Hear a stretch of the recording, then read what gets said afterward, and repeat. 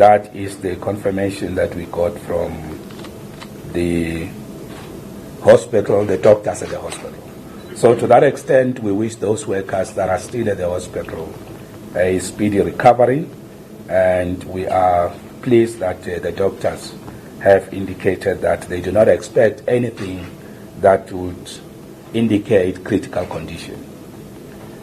The other matter that I would like to just brief you on is on the condition of the buildings. We did last night say we have received a report that pointed out to non-compliance. I spoke to that myself and went public on it, and we're very open and transparent on that issue.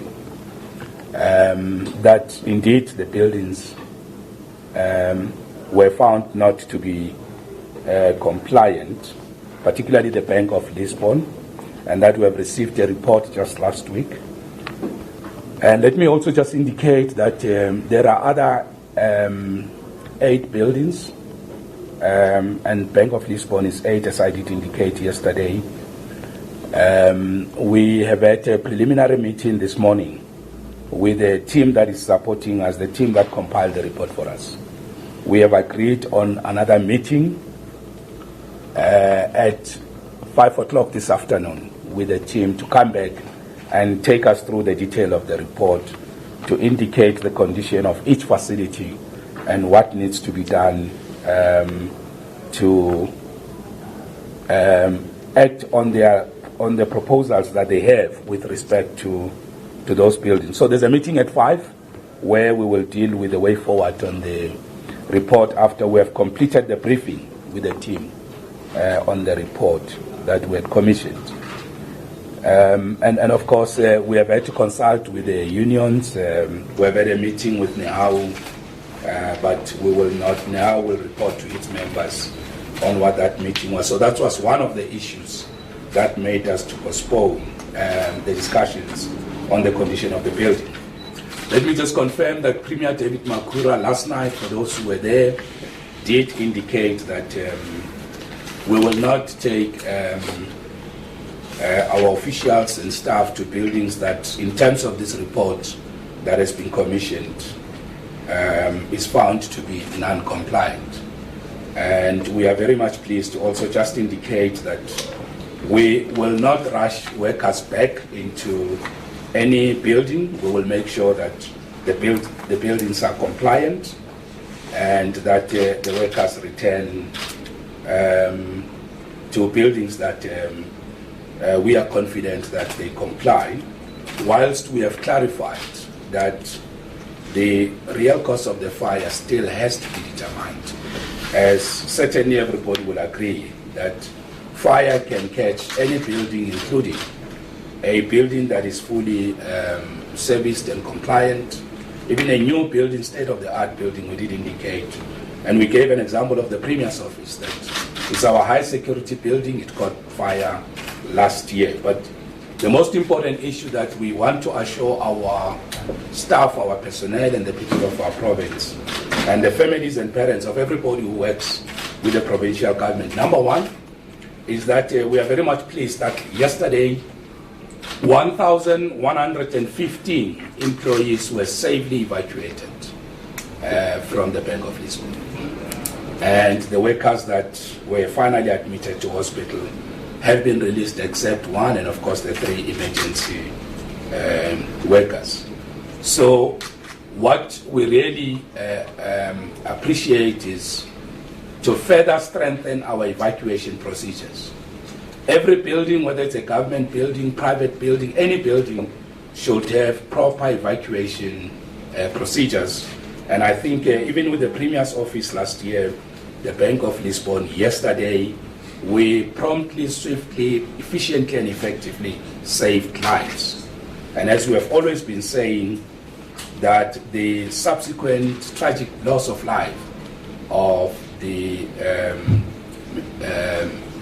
firefighters, and we have conveyed our condolences to the families, is a matter that we believe there should be a separate investigation on that issue, so that the families can find closure on if 1,115 people could be safely evacuated from the building.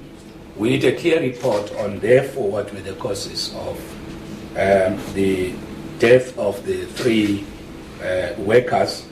We wouldn't want to speculate on that. We have seen in the media reports. We have also read comments about the city of Joburg officials talking to a number of issues. That is not our space. Our principles of cooperative governance will require that we don't enter.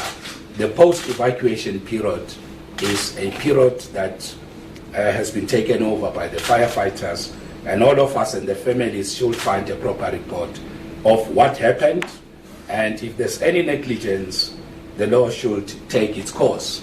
On the cause of the fire, we also believe that there must be a separate investigation on that, and that should also be able to say what was the real cause of the fire.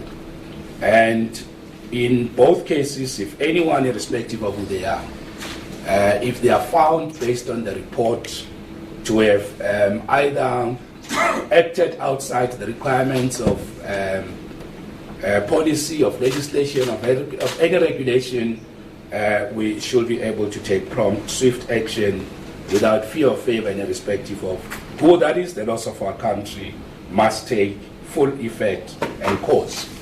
The other point we didn't mention yesterday that we just wanted to confirm is the process of moving officials from the Bank of Lisbon had already started. HOD can share with us the dates on which we had already started with the procurement process. And I just want to confirm that, for example, as you know, we have said there are 3 departments that are in that building. I'll start with COGTA. COGTA and Human Settlement are the 2 areas where the building was found to have had problems in terms of the Department of Labor notices. So already this year, by the 7th of March this year, we had commenced already with supply chain processes to find an alternative building for the officials at COGTA.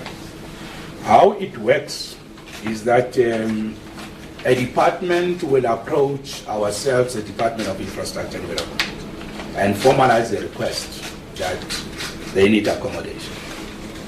And they will also confirm that they have money to pay for it. And based on that, we do our supply chain processes.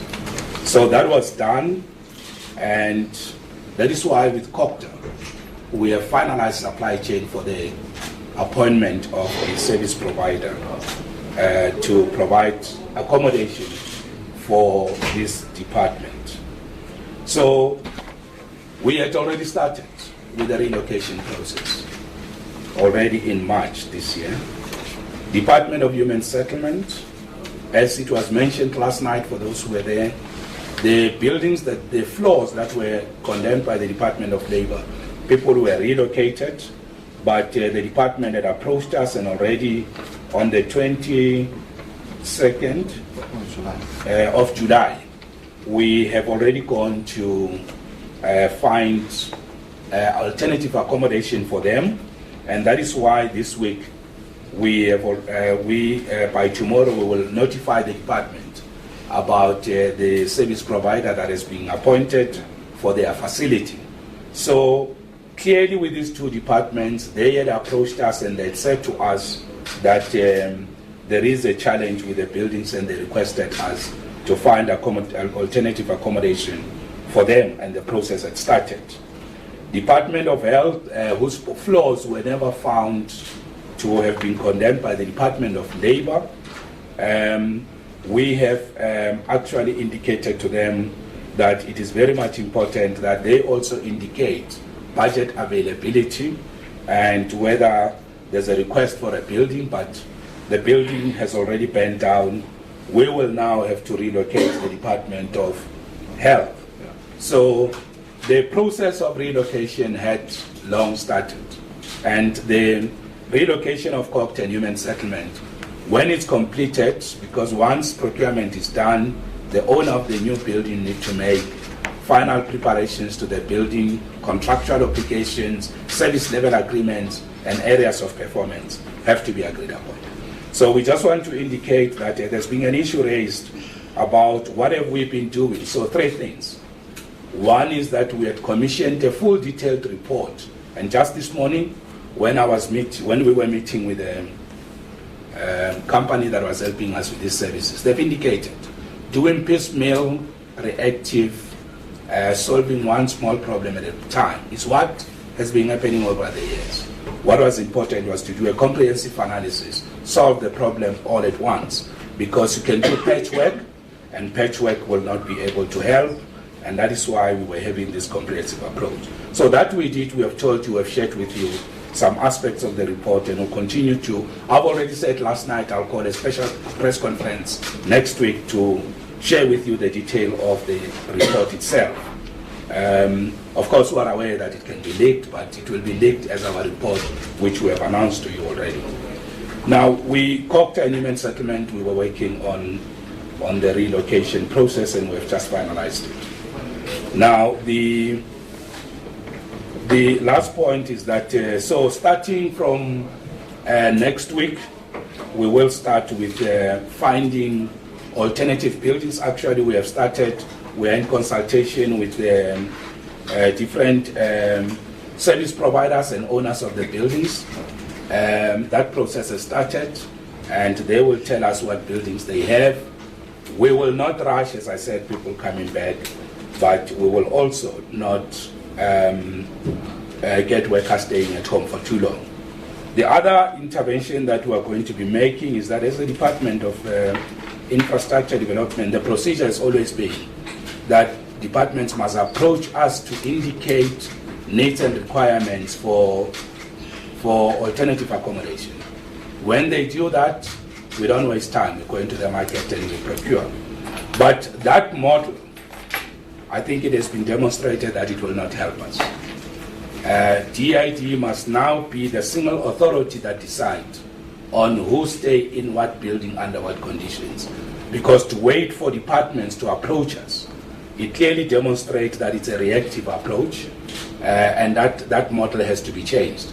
DID must be able to say to a department, we don't think you must be in this building, and we urge you to relocate, instead of them approaching us to say, we need a building, we have a budget, and we will also have to engage with our provincial treasury to engage those departments on their budgets. But let me just conclude by saying we've got a program that is called the Kopanong Precinct. As some of you might be aware, this is a project that started in 2001. And all the years the project was never completed. This is a project to bring 18 buildings of government to be refurbished and be put in a fully compliant stage. It has been going on over many years. What we have since done and where we are now with that project is, since this new administration, the current administration came in, we worked on one procedure, and that procedure was PPP model of delivery of funding. And we have been working on compliance with PPP, and we have now reached the final stage where we have the last approval that we request from National Treasury, and that process is going on very well. So the Kopanong Precinct is a 16 billion project to refurbish and make sure that government buildings in the whole of the province are in good condition. So the provincial government over the years has been sitting with this challenge of the buildings, and the PPP model that we're working on is the final solution. The intervention to do the condition assessment of the 8 buildings is in transition to the Kopanong Precinct project, which is our final solution, which we hope to go to the market before, anytime soon once we know that Treasury has approved. We will not speculate on when will we go to the market if we don't have the approval of the last process which will allow us to go to the market, which indicate that we have made progress. Unlike the previous time, we have confirmed one model, and that model is financially sustainable, is the best model, is best practice, and we will make sure that we resolve once and for all the condition of our buildings, because most of these buildings are as old as many years back, and many of them will not comply fully with many various legislations in place, which requires even reconfigurations of the buildings in order to make sure that they comply. So this is an update of where we are. So the relocation process, tomorrow as we meet at 5, we will be getting a plan of, okay, in these other buildings, what is the relocation technical process, because we don't want to move people out of buildings into buildings that could be proved to be a problem tomorrow. As we said, fire can happen to any building, but it is better when a building is in compliance, as we have said, with the Premier's office, which is a much more better managed building. So we don't want to move people into risky buildings, and we will stagger in and phase in it carefully, building by building at a time, making sure that we don't put people in risky buildings. So that process, we are tying it up at 5 o'clock this evening. So to that extent, there was also a plan with the city of Joburg to visit the families of the deceased, and that's where I want to end. We have been waiting for communication from the city to advise us on those details. MEC Muirwa is not here because they are meeting with the families of the deceased. I think all of them have came together, and we have assigned him to represent the provincial government. I think this is an update of the latest where we are. Obviously, we will be glad to take any question and to clarify any. The HODs are here. They can make inputs and additions, HODs. If there are no additions, I'll ask that we take the questions. Mr. Mashaba, can you help us with chairing the press conference and take questions? Just after you put yourself. It's Kami Makana from News 24. I just like the MEC and Mr. Mukele to respond to these allegations brought by Denosa. Denosa has shared minutes of a meeting that took place on the 2nd of August at precinct Milpark Hospital. Now, in this meeting, they say that she sent a delegation from infrastructure as well as a delegation from the Department of Health. And in this delegation, this is when they were told that a relocation would not take place. This was further repeated on the 31st of August.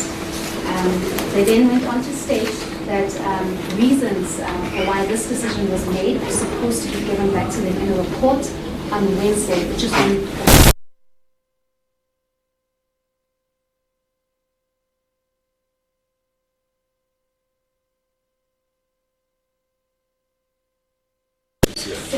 August 2018. Yes.